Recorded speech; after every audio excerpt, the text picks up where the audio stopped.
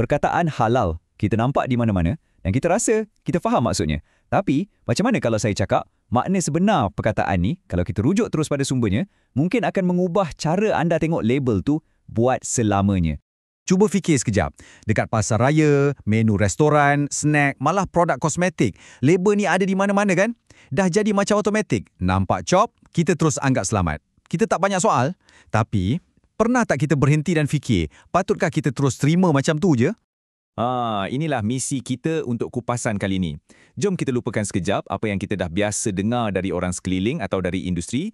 Kita akan kembali ke titik permulaan, ke akar umbi dan kita tanya, apa sebenarnya yang teks sumber itu sendiri kata tentang halal? Okey, tapi sebelum kita gali sumber asal tu, penting untuk kita faham dulu landscape yang ada sekarang. Apa yang kebanyakan dari kita faham sebagai halal hari ini? Sebenarnya ia adalah sebuah sistem, sebuah industri pensijilan yang dah jadi satu kuasa global. Sistem yang kita kenal sekarang ni terus terang agak rumit. Ada senarai panjang peraturan, ada cara sembelihan spesifik, kena ada badan pemantau, kena ada cop kelulusan. Lama-kelamaan, ia bukan lagi pasal makanan semata-mata. Ia dah jadi soal identiti. Dan tanpa kita sedar, ia dah macam membina satu dinding antara makanan kita dengan makanan mereka.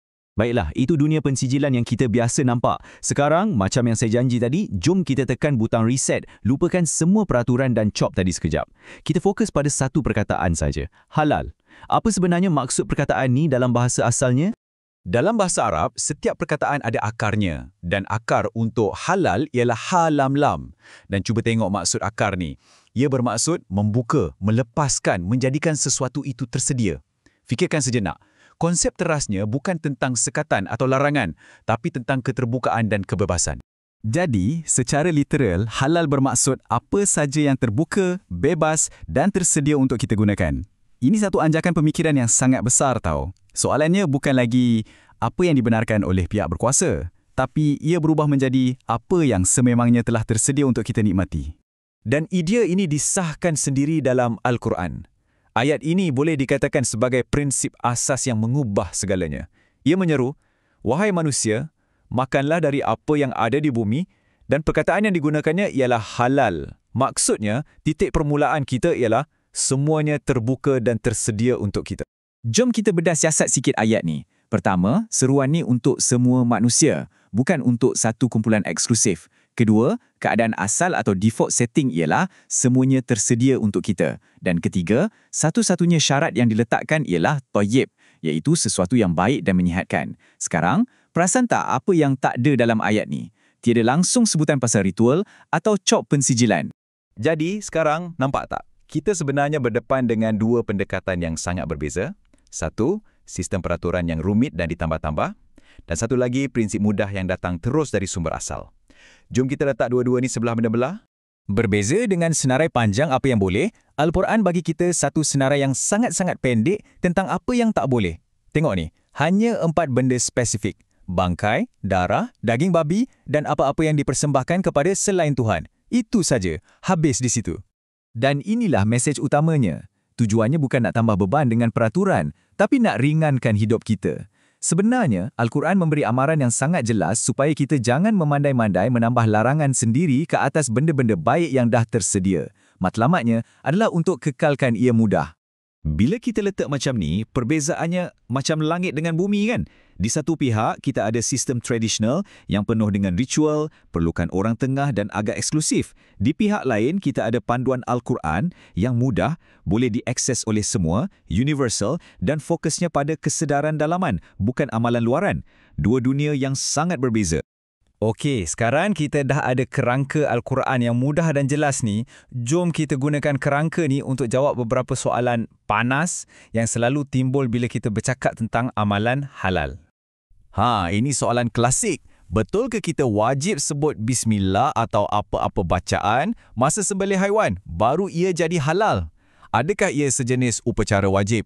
Sebenarnya, bila Al-Quran sebut tentang larangan makan sesuatu yang nama Tuhan tidak disebut ke atasnya, konteks sejarahnya adalah untuk menolak makanan yang dipersembahkan kepada berhala atau tuhan-tuhan lain. Isunya bukan pada kata-kata magics yang disebut oleh penyembelih, tapi ia tentang kesedaran dalam hati kita sebagai pengguna.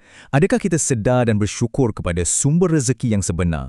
Ini secara semula jadi membawa kita kepada soalan seterusnya yang lebih besar. Kalau isunya bukan pada sebutan, macam mana pula dengan cara sembelihan itu sendiri? Adakah kaedah ritual sembelihan itu satu kemestian? Dan ini mungkin sesuatu yang mengejutkan. Al-Quran sebenarnya tak pernah menetapkan satu kaedah sembelihan yang spesifik pun. Apa yang ditekankannya berulang kali ialah jangan berlaku kejam pada haiwan. Malah, Al-Quran secara terang-terangan benarkan kita makan makanan dari orang Yahudi dan Kristian. Ini menunjukkan yang ritual sembelihan yang khusus bukanlah syarat utamanya. Tapi sekejap, macam mana pula dengan amalan moden? Contohnya kaedah stunning, di mana haiwan dipengsangkan dulu sebelum disembelih. Ramai yang rasa ini perbuatan kejam dan tak ikut syariat kan? Nah, jawapannya mungkin akan buat anda fikir dua kali. Satu kajian dari Universiti Bristol mendapati lebih 95% ulama Islam bersetuju yang kaedah stunning ni dibenarkan asalkan ia tak membunuh haiwan tu. Kenapa? Sebab logiknya sangat selari dengan prinsip Al-Quran yang lebih tinggi, iaitu untuk mengurangkan kesakitan dan penderitaan haiwan. Jadi, kalau kita nak simpulkan semua ni, pendekatan Al-Quran terhadap makanan boleh diringkaskan dalam 4 langkah yang sangat mudah. 1.